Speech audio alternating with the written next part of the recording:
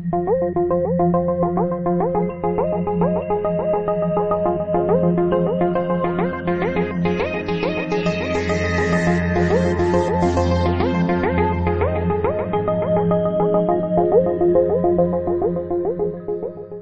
EM-1 really is Olympus's new flagship camera, and there's a lot of reasons why, but it's an evolution from the EM5. And some people will probably call up and ask us, well, why would I get the EM5 anymore, or what's the difference, or should I get the EM1? Well, they're both going to be on sale at CameraPro. They're not discontinuing the EM5, but I think it's important to think about the similarities. They're both 60 megapixels, they've both got built-in stabilization, they've both got weatherproofing, they're both electronic viewfinders, they both have touchscreens on the back. But what are the main differences? I'm going to give you some of the pros that I think the EM1 has, which may be important for you. Number one, they've got phase detection autofocus points on the sensor. This really helps in tracking and focusing on moving targets and in autofocus in general. Another key point, they got rid of the low pass filter, which should give you a much sharper image. The viewfinder is much brighter and just beautiful to look through. They've also included a PC sync. If you do flash or external flash lighting, you'd be happy. If you're someone who does video, you're going to be really happy because they've actually got a microphone input jack. Another thing I think maybe for people doing sports, 1/8,000th of a second. It's doubled what the EM5 does. And the biggest thing of all for me is it has focus peaking. Now what that is, it uses contrast in the viewfinder. When you look at your subject, it highlights the sharp subject when it's in focus. Look that up. It's a really key point and a reason why I think the EM1 is a no-brainer when it comes to purchase. Ergonomics are something that the EM1 excels at. With that grip, it has just made this a pleasure to use.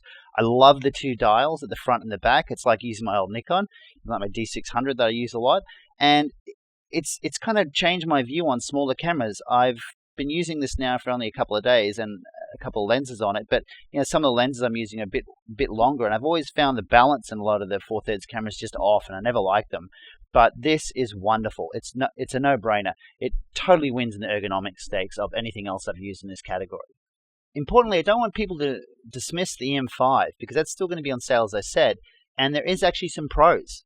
Okay, easily it's smaller. It's a much smaller camera, so it's lighter by I think 71 grams. And smaller and lighter is a good thing. If you're like me, I do a lot of street work. That's what I often look for. The other thing is, too, I don't have to have that big grip. I can add a grip on it if I want it, where it's built into the EM1. Now, the most important thing of all is it's considerably cheaper. It may be 2/3 the cost of the EM1, so, you know, that's a fair bit more money left to buy some different lenses.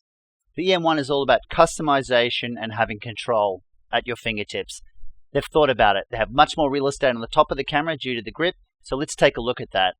We have the two dial system. So you have two dials now, like most Pro SLRs. I think that's a fantastic and necessary add-on. We have a multi-function button, a red record button for video, and unique mode dial, which in the middle has a lock toggle. If you push it down, it locks your mode dial in its place. If you push it up, you can spin it freely. The buttons on the left look a lot like a 35mm rewind knob, old school. I'm sure they've done it for that reason.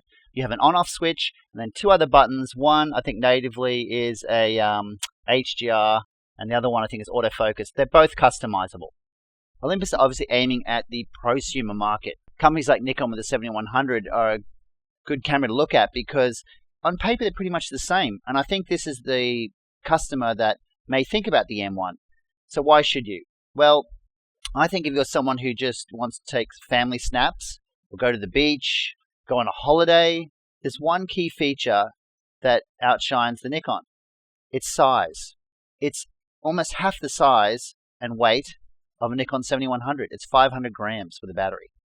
The 7100 is a great camera, but if these issues, size and weight and portability, is important to you, then the EM1, once again, I think is a fabulous choice of something to consider. Olympus really has produced a wonderful camera in the EM1. It really has surprised. I'm actually blown away by it. I just didn't expect it to be such a joy to use. Now, obviously ergonomically, it is wonderful, but the autofocus, the quickness, how intuitive it was. Like, I got used to those dials really quickly, and I normally don't.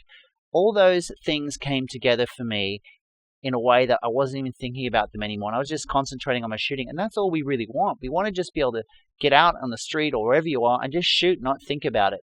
I think the EM-1 is a winner. I don't think it's just the most phenomenal 4/3 camera. I think it's going to give a lot of digital SLRs a run for their money. Look, they will be in CameraPro soon. Just check out the website and Facebook page to keep updated on when we've got it in stock. And until then, thanks for watching.